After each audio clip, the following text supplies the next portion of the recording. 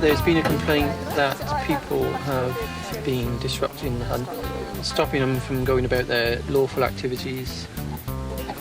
And there's also been a complaint that there's substances in the van which may cause criminal damage. I'm going to take the cans, Yes. put them in a bag, take them to the police station. Yeah. You or your colleagues here can come and collect them later on. Right. Okay? And the reason for The reason for that is because I am worried about you upsetting a lawful activity. We've seen it. Why are you laughing at me?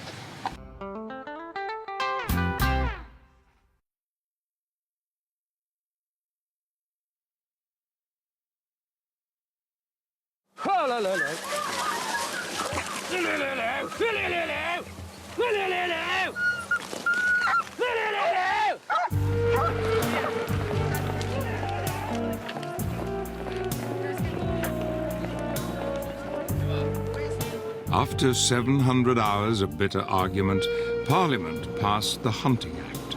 Chasing and killing wild animals with dogs was banned.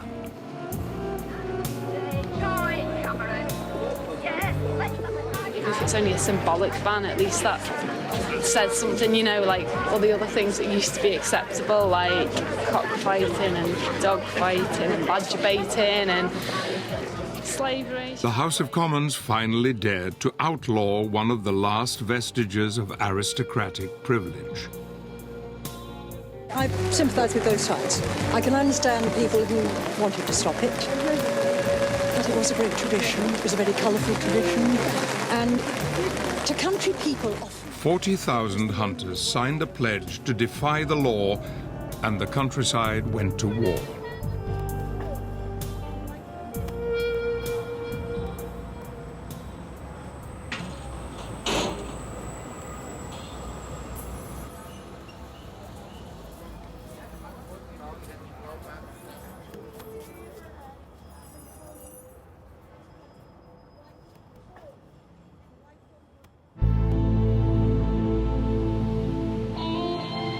In December 2001, an article in Horse and Hound gave a hunter's view. A great hunt. We found the fox at 11:15 a.m. and killed him on the riverbank at 3:30 p.m. In that time, they had run 25 miles in 2 huge circles. Never very fast, but remorselessly. It was hound work at its purest and best. They were truly running for blood.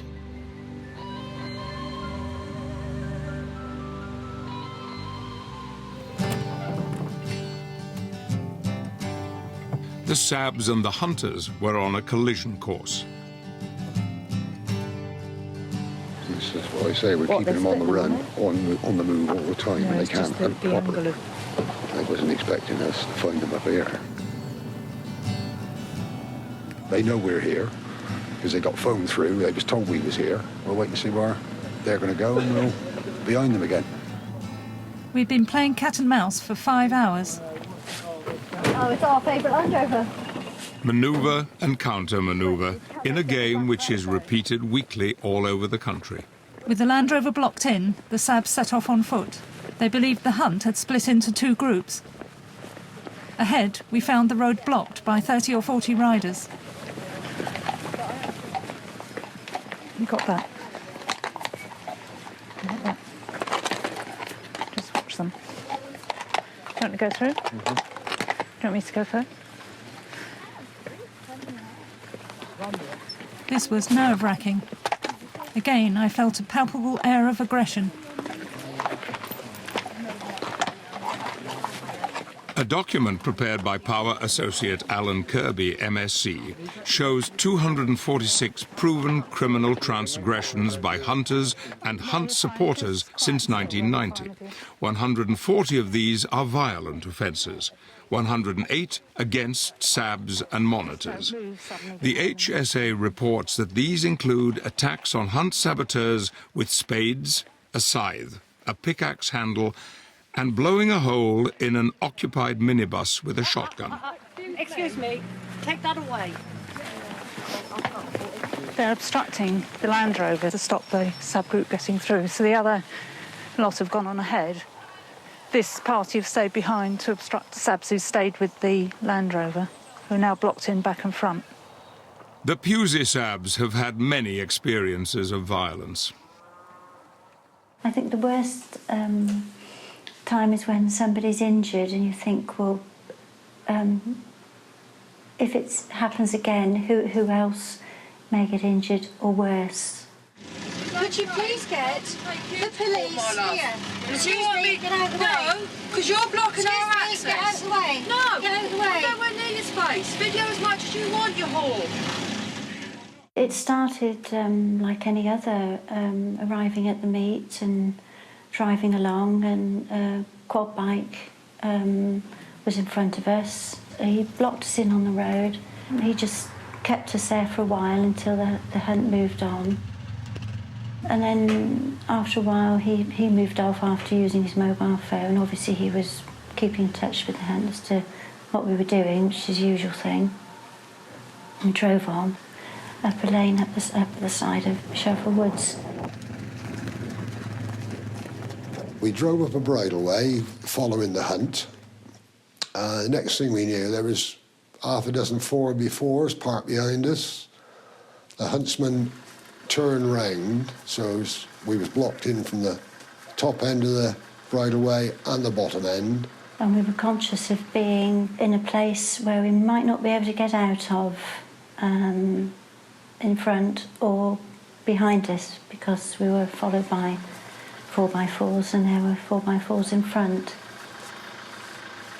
Two of us got out the Land Rover. The next thing we knew, 15 heavies, all masked up, come out of the wood and the undergrowth and started attacking us. There was one female with us that was using a video camera. One of the hooded masked men made a direct attack on her and thumped her in the back of the head. Like that? You want to have been caught again, do you?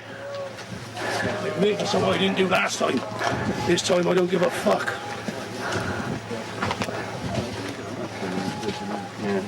We saw an altercation in front of us. Somebody sort of had a whiplash effect. I saw a fist go out, and a friend I had with me got out with a camera. The next thing I knew, I got thumped in the face from the front by one of the men, and another man from the right-hand side of me hit me again. Then they hit my other friend that was with me. No shouldn't taking pictures now, mate. I'm happy to take pictures, no problem. My window flew in, whacked me straight on the head. This is the third time I'm calling. We've called the police 3 times now for emergency assistance. Were you expecting the police to respond? Because it's a very extreme situation. We were expecting it, but from previous experience we weren't hopeful of seeing them. So we were extremely worried about our own safety. What have we done the window? Yeah. Flushed it in. The brick, I think. Was it a brick? No, it's an elbow. Close, Pusey, Wiltshire. Close. Yeah, this is an emergency. 20 minutes later, all the 4x4s pulled away. We backed down the bridleway, phoned the police again. The police come out and said, oh, we did come out earlier, but we couldn't get up the lane because it was all blocked with 4x4s.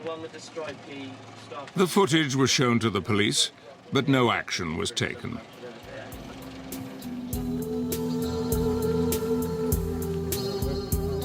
The League's Crime Watch desk had pointed us in the direction of another caller. We made our way to a farm in Devon.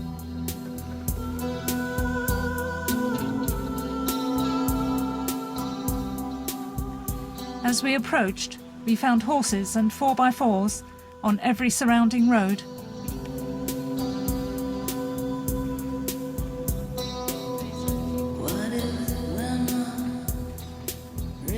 The caller, Samantha Dunning, moved to Stoodley in 1998. She's a goat farmer, but she soon discovered that goats and hunts don't mix.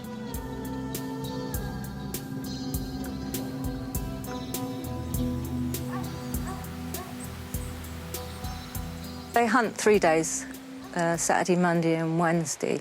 And, I mean, you don't know when they're coming in.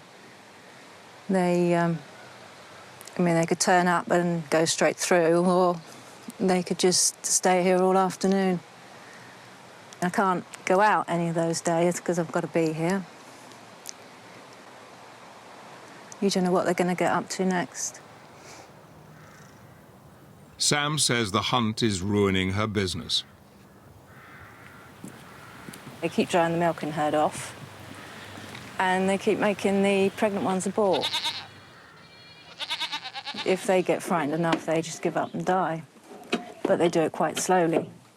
So, of course, the hunt, or, you know, they died a couple of months after they'd been in, but you can do it from the day they come in. They stop eating concentrate first, and then they'll stop eating the haylage, and they just waste away. And how many have you lost the milk from? Well, we're milking 30. Out of 150? Yeah.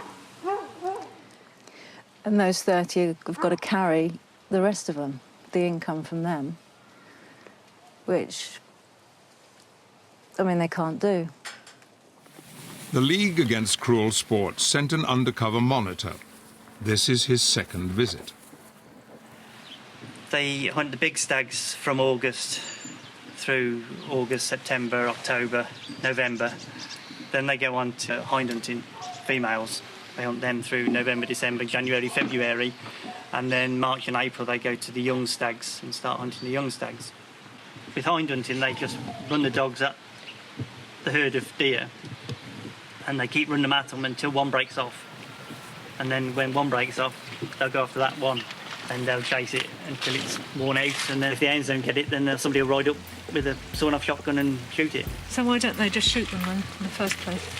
Well, I mean, it is bizarre because, you know, even in this area, the vast majority of deer get shot by stalkers, but there's no support in that for the followers.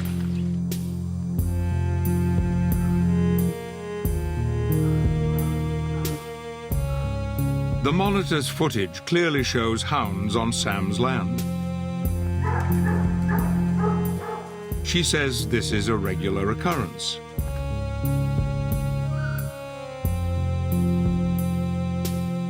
They have been to the police twice and have repeatedly complained to the hunt. The hunt says it was not them, or that the dogs went off out of control.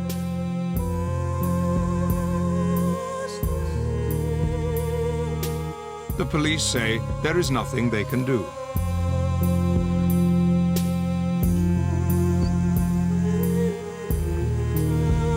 Sam has been struggling to survive for 10 years.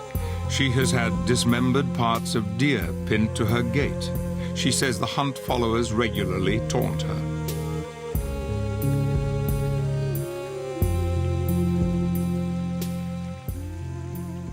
So you've asked them not to come?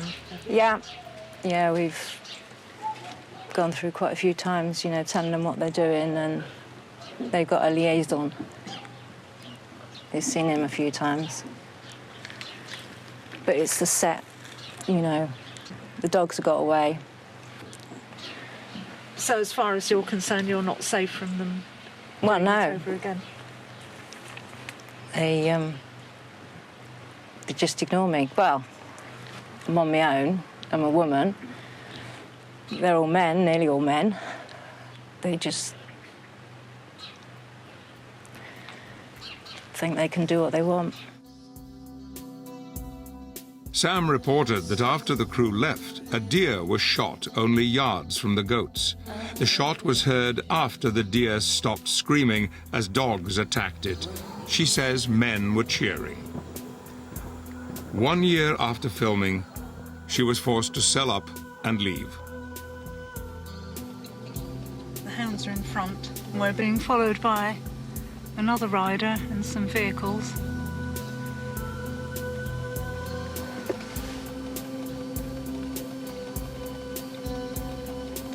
So they're blocking us in. Yeah.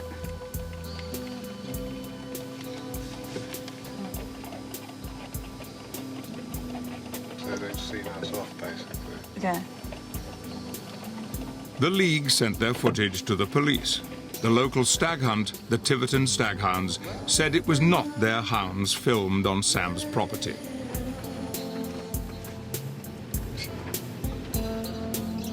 This was the most intimidating experience we had faced. Alone, without the support of monitors or SABs, we were surrounded by horse riders and directed out of the area.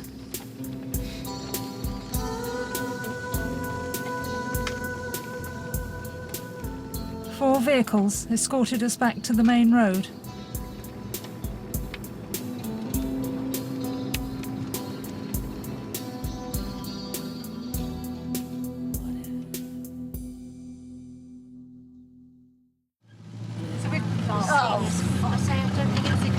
We caught him. The Sabs had regrouped, but then found themselves surrounded by police cars, summoned by the hunt.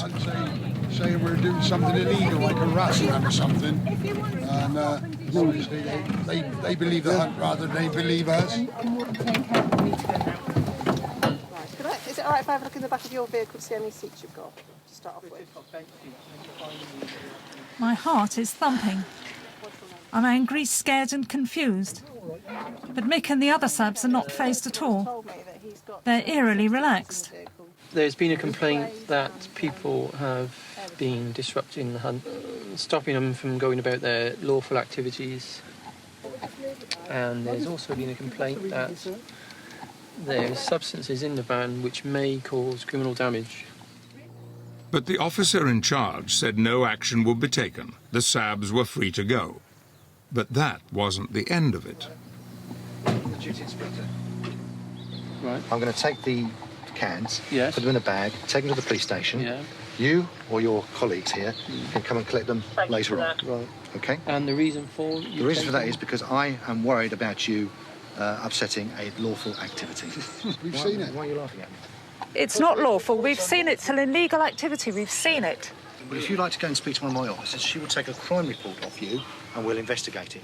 There was no sign of a consistent pattern they were following, i.e. that they laid a trail or were searching for a trail. They were taking hounds to different areas and avoiding action every time they saw us.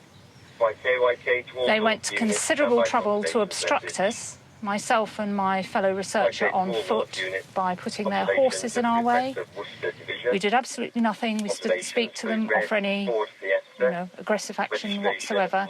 They several times formed parties in the road to stop us passing, in the vehicle and on foot. They would have no reason to do that if they were following illegal activity. Right. So they're going to make a crime report, and it will be passed to Gloucestershire, and they'll be in touch with me to make a statement, which I'll do. This is not unusual, I'll tell you. Yeah. Not unusual at all. Watch your toes. Thank you. The police said they would come and take a statement from me. I never heard from them. Once more into the breach, dear friend.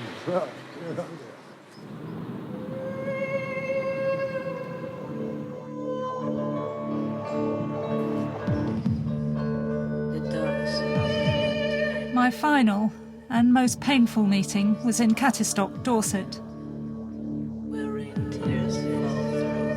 Graham Forsyth and Helen Weeks have been monitoring hunts for 12 years.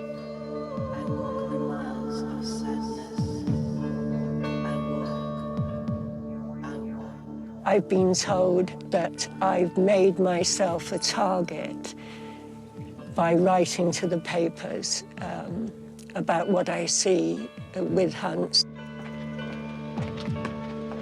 My husband got up early one Sunday morning. He looked out the kitchen window and saw something on the car.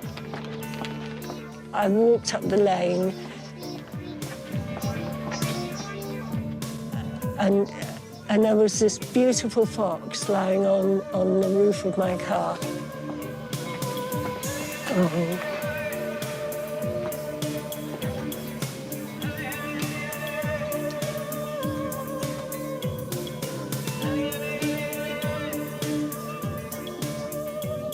Blood had poured out of its mouth across the roof of the car, along the edge. It had been channeled down, big pool of blood on the ground.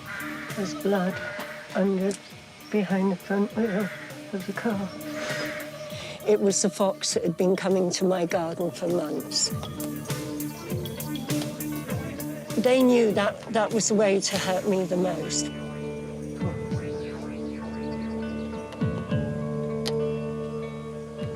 It has now been 6 years since the intrusion in my village. I've travelled thousands of miles and found dozens of similar stories. People whose lives have been blighted, either by a single shocking incident or a recurring nightmare. Graham and I were monitoring the East Devon hunt.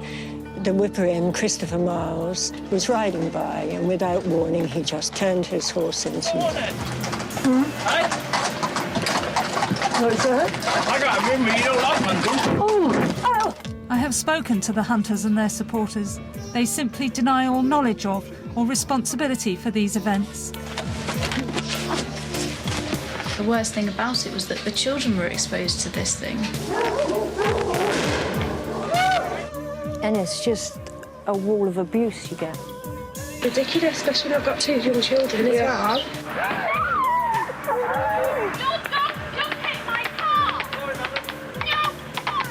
I climbed out the ditch, he knocked me back in again. We filmed hunts on just 5 occasions. Each time we witnessed or were subjected to abuse and violence, or were stalked. The tension starts to rise. Look out of it. All right, I shall go. And you think, here we go. Oh, I'll fucking fill you in. What's going to happen today? The reason I made the film is that it seemed impossible to get anything into the media or to find any interest in the media on this issue. And in fact, it took the death of a hunt supporter to create even a ripple of interest. In 2007, the hunt monitors took to the air. Their helicopter pilot, Brian Griffiths, was new to monitoring and had seen the other monitors' footage. I was fully aware that hunt violence existed. I felt that the ideal place to be would be up in the air, out of the way of all that. Complaints were made by the hunt to the Civil Aviation Authority, but were unsubstantiated. Penny had told me at least twice that they are livid. On the last day of the 2009 season, Brian and passenger John Curtin were monitoring the Warwickshire hunt. They landed at Long Marston Airfield to refuel. Hunt supporter Trevor Morse arrived and stood in front of the aircraft. He made calls on his mobile phone. I said to him, "We're going now. Could you move out of the way, please?" And then all he said to me was, "You're going nowhere." At that point, I could virtually feel my heart coming out of my chest. I knew full well that this man was there solely to keep us on the ground, and I believed any second now, to my left, there were going to be vehicles coming down that road, and John and I were going to get, for want of a better description, a right kicking. Safe haven for me is back up in the air. So I shouted, "Clear prop." People did move out the way, but Trevor Morse didn't. He just stood at the front of the aircraft. So I figured, if I nudge forwards, like any reasonable person, he'll just move out the way. Peter Bunce was filming. He was also heard warning Trevor Morse. And I saw him go off to the left, and I thought, that's it. He'll just take a step, he'll be out of the way. I would just taxi down the runway, and then I'll be in a position to be able to take off. So the next thing that I heard was a thud behind my head, followed quickly by another thud. Trevor Morse had been struck by the rear rotor blade. He died instantly.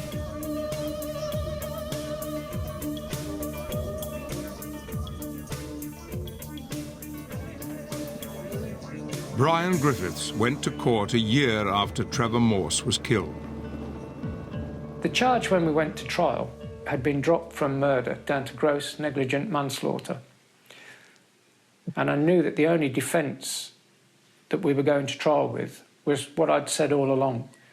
I was fully aware that this man was there to summon others to the airfield and cause me harm. Barrister James Wood used testimony and video footage from hunt monitors to build the defence case that Griffiths feared violence and damage to himself, his passenger and his aircraft. It was the most fearful time I can remember in my entire life. My heart was pounding and I thought, I've got to get away from this man. After a 2.5-week trial, the jury found Brian not guilty by a majority verdict. I've always said all along, I'm deeply saddened by this. I certainly never wanted this to happen to Trevor Morse and Trevor Morse's family. But I've been asked, do I feel that I am responsible for it? And I sleep at night in the firm belief that this wasn't my fault. The evidence disclosed that Brian Griffiths had been the victim of a carefully plotted conspiracy to obstruct his surveillance of activities of the hunt, and that Mr. Morse had been a party to this conspiracy. He was doing what he was told on that day. So somebody somewhere has a large question to answer. Prime Minister David Cameron has said that we have to respect people's right to take part in this pastime. That this minority should not be told what to do by the majority.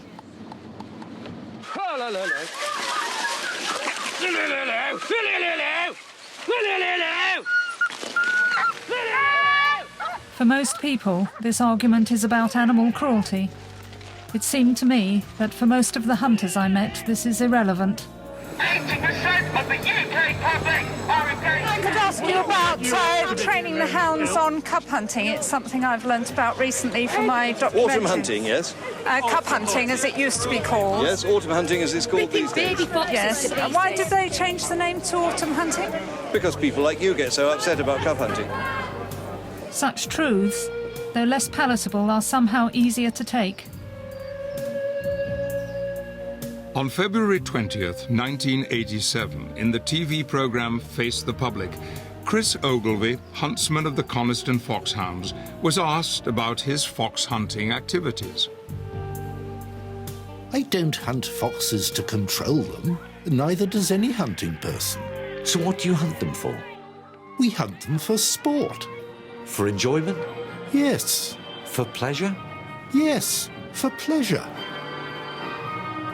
That is the only credible attempt at justification I have found for hunting with dogs. Today, popular opinion and the law says this is not acceptable. But, as David Cameron has said, he will introduce legislation to repeal the hunting ban. fine, so you don't feel it should be debated? No, it's been debated many times in the past. Even though there's very strong public opinion? Democracy depends on who has a majority at any given time in the House of Commons.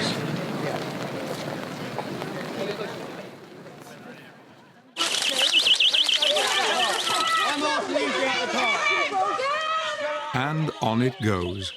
The Veterinary Association for Wildlife Management concludes, the motives and morality of those that go hunting is no business of others in a democratic society, and certainly not a matter for Parliament. Hey! But surely, in a democratic society, it is a matter for Parliament. Laws are made to reflect society's morals, and we're all subject to those laws. In Roger Scruton's Biscuit Tin World, hunting is a manifestation of common ownership, owning a territory in order to share it,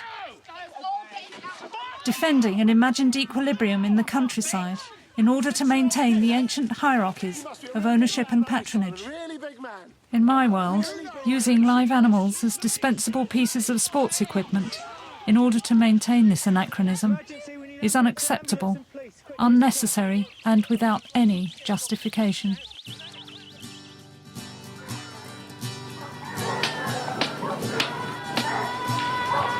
A minority pastime, a dirty little secret known all over the world.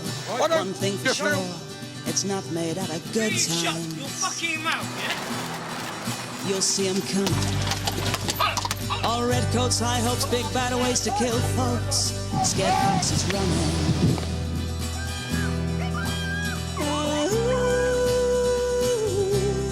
What are we gonna do?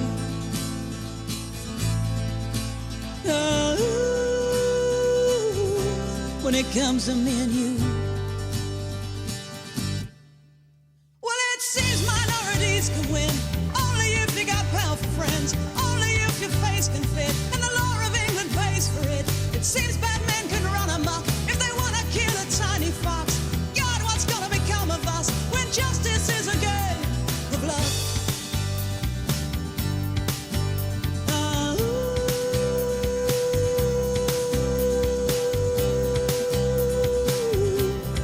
What are we gonna do?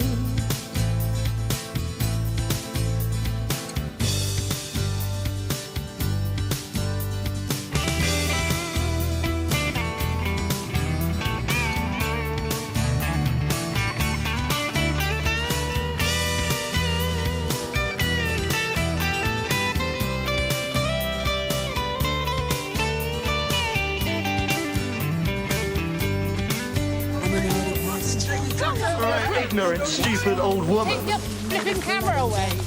One thing for sure, this pain divides the heart of us.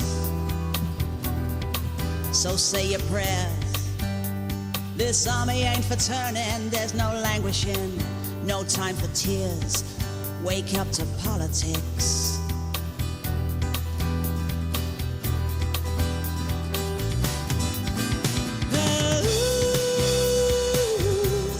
What are we gonna do?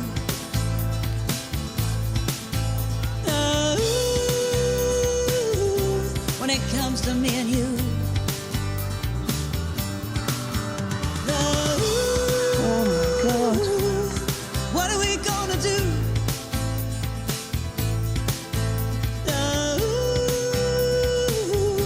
When it comes to me and you.